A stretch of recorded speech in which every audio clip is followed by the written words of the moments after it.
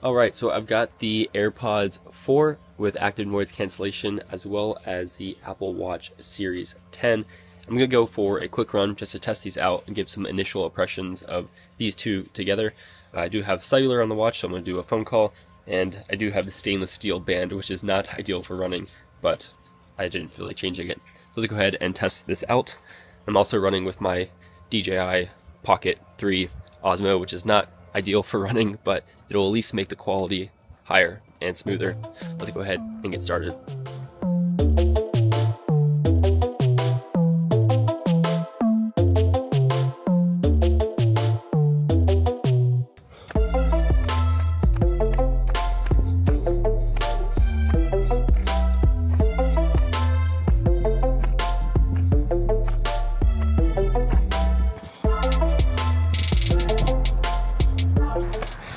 Siri, call Fat Brownie. That's my brother.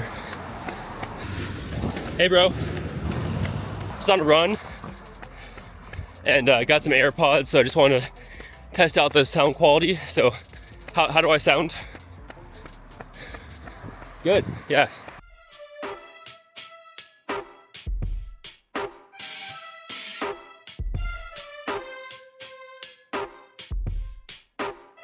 They're about 3 miles, no issues with them coming out of my ear at all. I can tell that the right earbud is a little bit looser in my ear, and if one was gonna fall out, it'd be that one.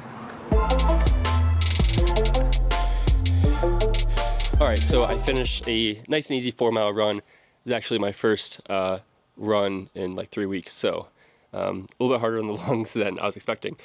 But I mean, the experience with the Apple Watch was pretty much the same as it gets for the Apple Watch. It's not nearly as satisfying as something with more physical buttons and less touchscreen like a Garmin or any other running watch, but nonetheless it is a good seamless experience.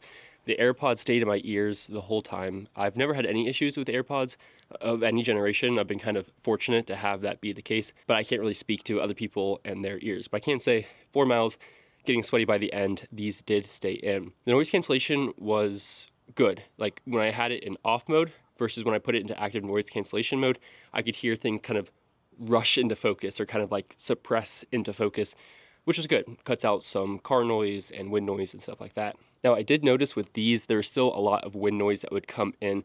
I think this is just because it lacks the passive noise cancellation that the silicone ear tips of the AirPods Pro have, or even something like the Beats Fit Pro. So these lacked that feature, which means there still was a lot of wind noise coming in, and it's not nearly as good as the AirPods Pro 2, which just like wipe out background sounds and let you totally immerse, which is great for something like podcasts or something that's not going to be as intense and punchy and you need to block out the wind a little bit more. These are good and much better than the standard non-active noise cancellation models, but it still leaves much to desire, which is of course what Apple wants, so that you can upgrade to the more expensive AirPod Pros 2. Now, I'm actually coming from the Apple Watch Ultra, which was amazing for me for running compared to any other Apple Watch because it has an extra physical button, which really just goes a long way for pausing when your hands are sweaty or when you have gloves in the winter. There's so many circumstances where just having an extra button is great. And then not to mention the much better battery life, which means you can actually go on a run and then still wear your watch to track your sleep and then run with it the next day.